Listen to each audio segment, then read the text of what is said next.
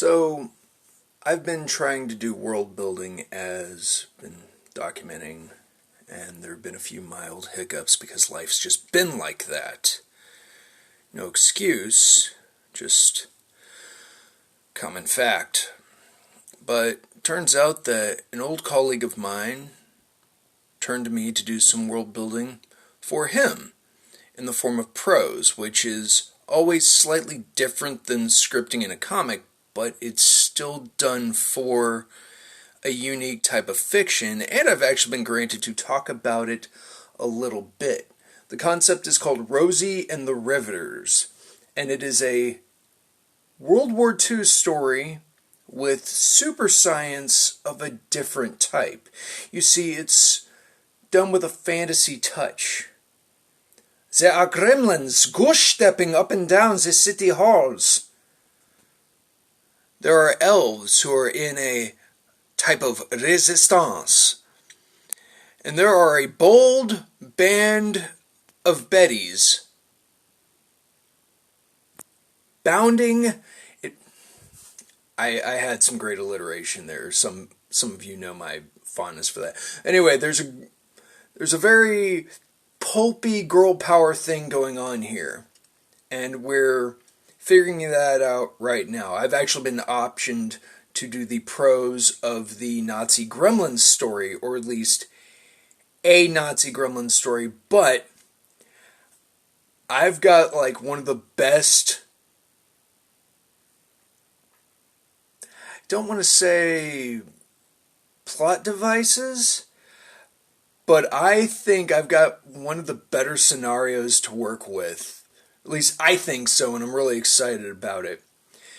But this is where another form of writing comes into play, and that's writing by committee. A lot of people absolutely hate this because it takes your power away. But the funny thing is, you have to write by committee if you're working for one of the bigger names in comics. You know, whether you're working for Marvel, whether you're working for DC, if you're working on an extended universe in Dark Horse, they have a lot of things tied together. Ironically enough, even through their franchising. You know, the aliens never killed all the Predators. The Predators didn't find the Xenomorphs and finish them off. The Terminator never succeeds. But everyone agreed upon that.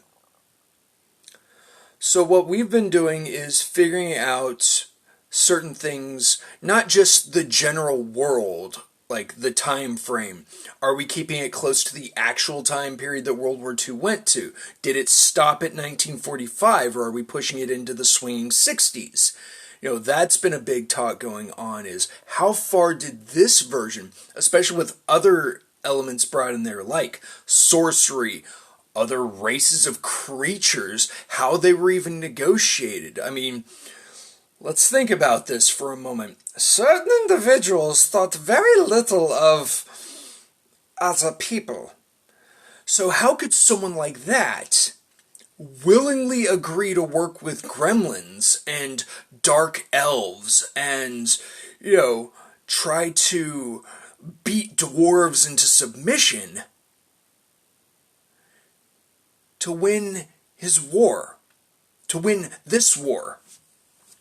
We've been developing that very slowly, and even though I've been given a deadline of September to knock out 24 pages, and you may think, well, in prose, that's got to be a little simpler. Once again, writing via committee, meaning if I have a great idea that unfortunately causes an individual within the story to get injured, even though that would be a great plot point for someone else to work with, or if I was trusted with a follow-up story where, she was a great sharpshooter, but she used her right eye to do that because of family tradition, and now she's lost her eye. Oh no, what's she gonna do? You know, and it's a perseverance story and things like that. The other writers have to be cool with that. Meaning that whether they're lazy or uninterested, or if they even think it's necessary, that could all be shot down. All that hard work for nothing. That means a lot, and that's just as stressful as anything else. Once again, yes, 24 pages done by September shouldn't be that difficult, especially because we just started the month of May. But I'm not writing for myself. I'm writing for someone else. And I also have to take into consideration what their vision is. It doesn't matter how well I have someone's backstory written. If at the end of the day, she doesn't chew bubblegum, and that was a major reason why Girl 3 was even in the story, was because, she agreed to come along if they supplied her a stick of gum for luck and or whatever. It's out the window. And that in itself is an interesting challenge. The whole point of writing for me was always the challenge, not just, oh, I just wrote this story about a purple pooping unicorn. Why do that? Why go down that route? Was it to legitimize it? Was it to come up with a scary new creature that's unassuming? Was it to, there's actual thought put behind this. And in these current situations that we're in, all we're left with are our thoughts. I could always start up a chat and bounce ideas off people, but text can only get so far.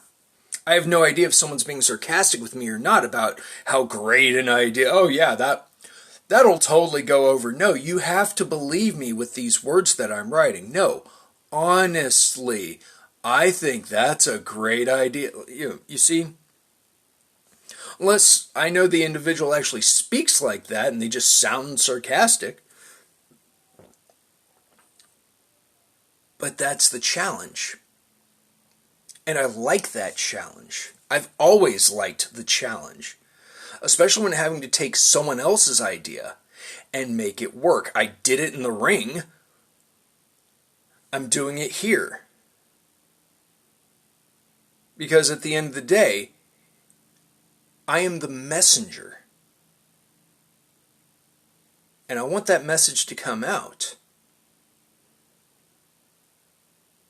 But it has to make it through the gate first. And that is the trick.